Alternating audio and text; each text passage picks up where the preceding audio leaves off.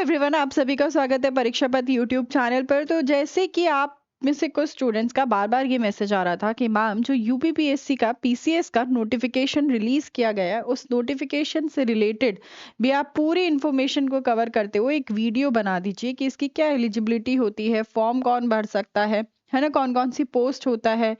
ये सारी बातों का डिस्कशन हम अपने आज के सेशन में करने वाले हैं। तो जल्दी से एक बार सभी लोग लाइव आ जाइए, जिससे कि आपके मन के जो डाउट है यूपीपीसीएस से रिलेटेड वो सब क्लियर हो सके, क्योंकि एक बहुत ही महत्वपूर्ण वैकेंसी है ना, जो आपको एक बहुत अच्छे रुतबे पर एसडीएम तक की पोस्ट आपको दिला सकती है। तो 2026 का नोटिफिकेशन रिलीज हो चुका है, जहां पर 500 रिक्तियों के लिए आधिकारिक अधिसूचना का संपन्न किया गया है 500, जहां हम डिस्कस करेंगे कि इसका चयन प्रक्रिया और वो सब क्या होता है। तो ये ग्रुप और ए और ग्रुप बी के जो ऑफिसर्स होते हैं उनके लिए इस एग्जाम को कंडक्ट कराया जाता है। जैसे देखो, ऑल इंडिया सिविल सर्विसेज होती है, पूरे देश के लिए सर्विसेज है, कॉमन सर्विसेज है ना। फिर ऐसे ही स्टेट के अंदर जो सर्विसेज कंडक्ट कराई जाती हैं, जहां अपनी अपनी स्टेट्स के, जैसे यूपी का यूपीपीसीएस हो गया, राजस्थान का आरएएस हो गया, है ना, एमपी का हो गया एमपीपीसीएस। तो पर्टिकुलर स्टेट्स में जो आयोग होते हैं, पब्लिक सर्विस कमीशन, उनके द्वारा जो higher post group A group B के जो एग्जाम कंडक्ट कराए जाते हैं और उनकी पोस्टिंग उस पर्टिकुलर स्टेट के अंदर ही होगी। तो उसी तरीके से हमारी यूपी ने भी यूपीपीसीएस का जो है फॉर्म, वो नोटिफिकेशन रिलीज कर दिया है, जहां पर लगभग 500 पोस्ट पर वैकेंसी निकली है, जो आपको क्या बना सकती हैं, डिप्यूटी कलेक्टर पुलिस, उप अधीक्षक डीएसपी बना सकती हैं, बीडीओ खंड विकास अधिकारी और सहायक आयुक्त वाणिज्य कर।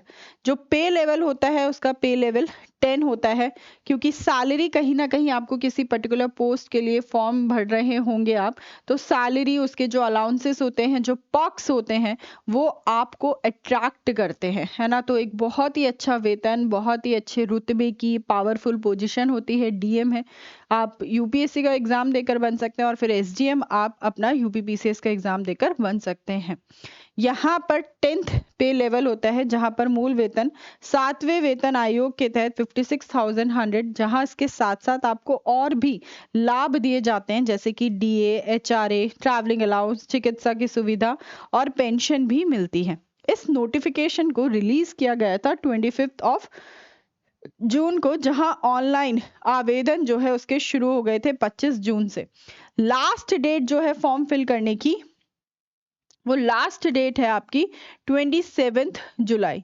तो लगभग एक महीना जो है आपके पास टाइम था जब आप फॉर्म भर सकते थे। जुलाई आपका शुरू हो चुका है ऑलरेडी, तो अब आपके पास लगभग 25 दिन बचे हैं इस फॉर्म को फिल करने के लिए। और फीस के साथ आप फिल करेंगे इस फॉर्म को, तो भी लास्ट डेट क्या है, 27 जुलाई। लेकिन अगर आपसे कोई गलती हो गई है, कोई मिस्टेक हो गई है अपनी डिटेल्स डालते हुए, पर्सनल डिटेल्स डालते हुए, तो आपके पास एक करेक्शन विंडो भी है कि आप करेक्शन के साथ फॉर्म को फिर 3 अगस्त तक सबमिट कर सकते हैं। और प्रारंभिक परीक्षा की जो तिथि है वो आपका दिसंबर में एग्जाम कंडक्ट कराया जाएगा। ठीक है, तो that means you have sufficient time कि आप अच्छे से इस एग्जाम की प्रिपरेशन कर सके। अब हम बात करते हैं एज लिमिट की। तो जो मिनिमम एज है वो है 21 साल। मिनिमम एज कितनी है, 21 ईयर्स, 21 साल है। और मैक्सिमम एज की बात करें तो मैक्सिमम एज है आपकी 40 ईयर्स। ठीक है, और ये जो डेट कंसिडर की जाएगी इसमें एज को काउंट करते वक्त, वो होगी 1 जुलाई 2026। साथ साथ यहाँ पर रिजर्वेशन भी प्रोवाइड किया जाएगा, जो एज रिलैक्सेशन है आरक्षित श्रेणियों के लिए, सरकारी नियम अनुसार के छूट भी मिलेंगे। अब हम बात करें कि आपकी कितनी एजुकेशनल क्वालिफिकेशन होनी चाहिए, तो आप ग्रेजुएट होने चाहिए। क्या होने चाहिए बेटा, आप ग्रेजुएट होने चाहिए। आपने किसी भी विश्वविद्यालय से बैचलर डिग्री प्राप्त करी हो। बात करें फिजिकल, केवल विशिष्ट पदों के लिए ही ऊंचाई और सीने की माप लागू है, बाकी किसी और पोस्ट के लिए आपकी जो फिजिकल मेजरमेंट है उसकी जरूरत नहीं है। फूड सेफ्टी ऑफिसर के लिए ये जरूरी है कि साइंस में ही डिग्री प्राप्त करी हो, डीएसपी, डिप्यूटी जेलर, आबकारी निरीक्षक के लिए भी शारीरिक मापदंड जो है अनिवार्य है। मतलब कुछ पर्टिकुलर पोस्ट के लिए जो पुलिस से रिलेटेड है, डीएसपी से, डिप्टी जेलर से रिलेटेड, आबकारी निरीक्षक से रिलेटेड, वहां पर आपके पास जो फिजिकल रिक्वायरमेंट्स हैं, जो शारीरिक मापदंड है, वो कंसिडर किए जाएंगे, वो जरूरी है। अब चयन कैसे होगा, मतलब कितने वे में एग्जाम कंडक्ट कराया जाएगा, इसका प्रोसीजर क्या होगा सिलेक्शन का। तो कितने स्टेजेस में एग्जाम कंडक्ट होगा, 3 स्टेजेस में। सबसे पहला होगा आपका प्रिलिमिनरी एग्जाम, जो प्रीलिम्स एग्जाम होता है, जहां ऑब्जेक्टिव टाइप के क्वेश्चंस आते हैं, जो आपका एमसीक्यू बेस्ड क्वेश्चंस होते हैं, मल्टीपल चॉइस क्वेश्चन। अब इसके बेसिस पर मेरिट नहीं बनती है, ये सिर्फ क्वालिफाइंग नेचर का होता है। मतलब इसके बेसिस पर आप मेंस में अपीयर हो सकते हैं। अगर आपने प्रीलिम्स का एग्जाम क्लियर कर दिया तो आप मेंस के लिए एलिजिबल हो जाते हैं। यहाँ पर मेरिट में आपके इसके मार्क्स काउंट नहीं होते हैं। फिर जब आप मेंस की तरफ जाते हैं तो मेंस का एग्जाम होता है डिस्क्रिप्टिव। मेंस और इंटरव्यू जो आपका पर्सनालिटी टेस्ट होता है 100 मार्क्स का, जहां व्यक्तित्व और प्रशासनिक क्षमता का परीक्षण करते हैं।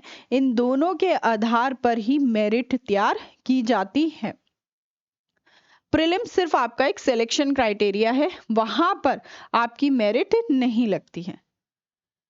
अब जब हम लोग बात करें प्रीलिम्स की, तो प्रीलिम्स के अंदर पेपर 1 और पेपर 2 दो पेपर होते हैं। दोनों पेपर एक ही दिन होते हैं। जो पेपर 1 होगा वो आपका जीएस का पेपर होता है। कितने मार्क्स का, 200 मार्क्स का। और कितने घंटे का होगा, 2 घंटे का।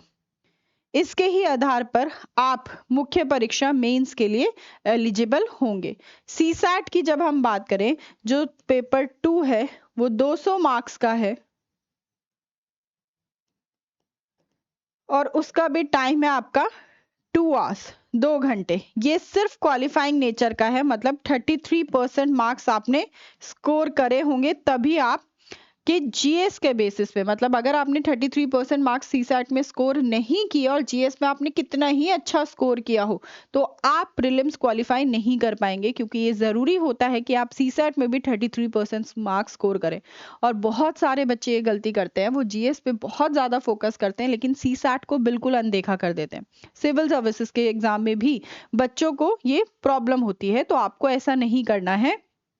आपको अपने दोनों पर ध्यान देना है, जीएस पे भी और आपके सीसैट पे भी। सीसैट में सिर्फ इस तरीके से चीजें कवर करनी है कि आप 33% मार्क्स स्कोर कर सकें, आपका प्रीलिम्स क्वालिफाई हो सके।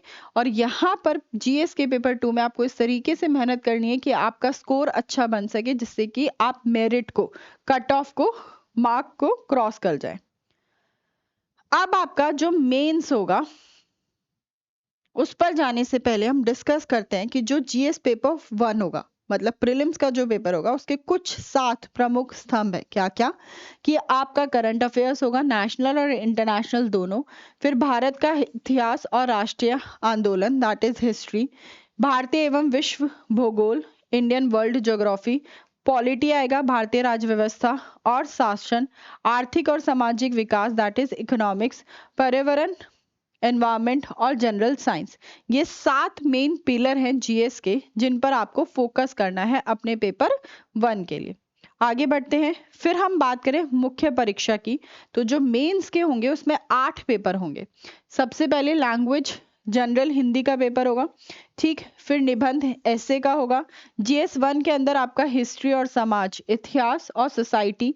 जीएस 2 आपका गवर्नेंस, शासन, ठीक है। जीएस 3 के अंदर आपका इकोनॉमिक्स और साइंस एंड टेक, विज्ञान तकनीकी। जीएस 4 आपका एथिक्स होगा।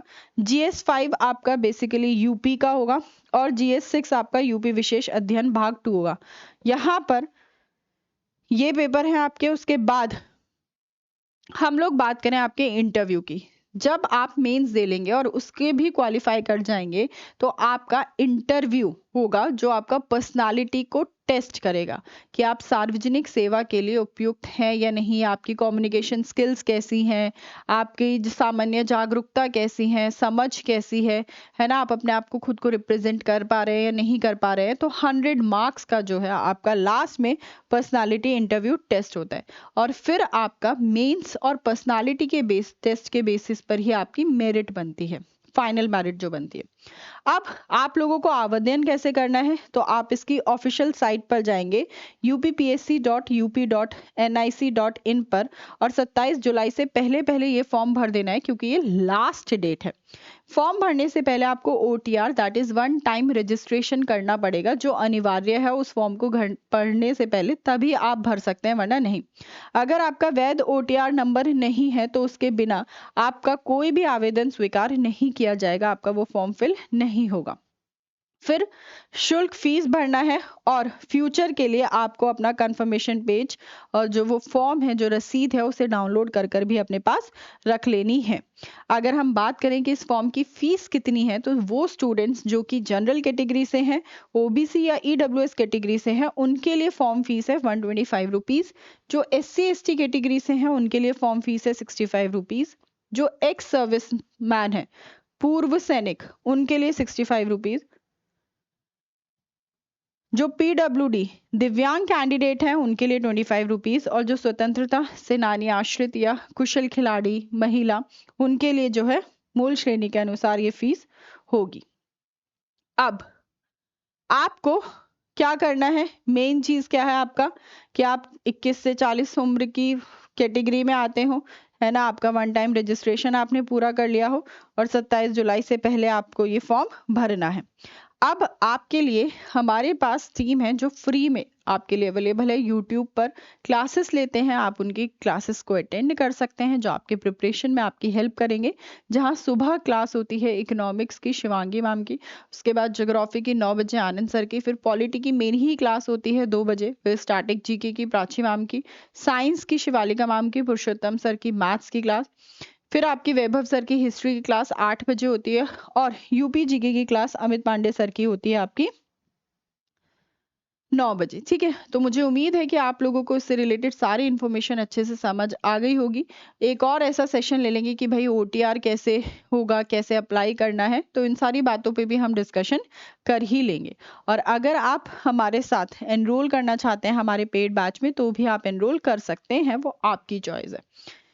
चैनल अच्छा लगा हो, सेशन अच्छा लगा हो, और पहली बार चैनल पर आए हो, तो चैनल को जरूर से सब्सक्राइब कर लेना, बेल आइकन को हिट कर लेना, जिससे आपको क्लासेस का नोटिफिकेशन मिल जाए। सेशन को लाइक और शेयर भी कर देना, और कमेंट कर भी बताना कि सेशन कैसा लगा। बाकी आप मेरे साथ लाइव जुड़ना चाहते हैं तो आप मेरे साथ लाइव जुड़ सकते हैं, क्योंकि लाइव जो क्लास होती है वो होती है आपकी 2 बजे। कितने बजे होती है? 2 बजे लाइव पॉलिटी की क्लास होती है, जहां मैं क्वेश्चन डिस्कस करती हूँ पूरा कंप्लीट एनालिसिस के साथ, और वो आपके एग्जाम के लिए भी काफी फ्रूटफुल होंगे। तो आप लोग मेरे साथ मेरे लाइव सेशन में 2 बजे जुड़ सकते हैं। मुझे उम्मीद है कि आप लोगों को ये सारी इन्फॉर्मेशन बेहतर से तरीके से समझ आ गई होगी। Thank you so much for attending the session. Bye bye, take care, जय हिंद।